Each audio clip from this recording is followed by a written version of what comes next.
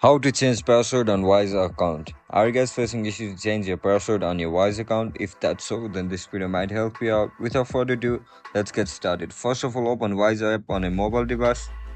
Once you open the Wise app, log in into your account with your own registered email and password. After you get logged in, now look at the top left corner of your screen where you can see your profile icon. Click on it. Now scroll down and click on security and privacy. Tap on it. Once you tap on it, now click on first option, password. To change your password, you need to write down your current password that you use to log in into your account.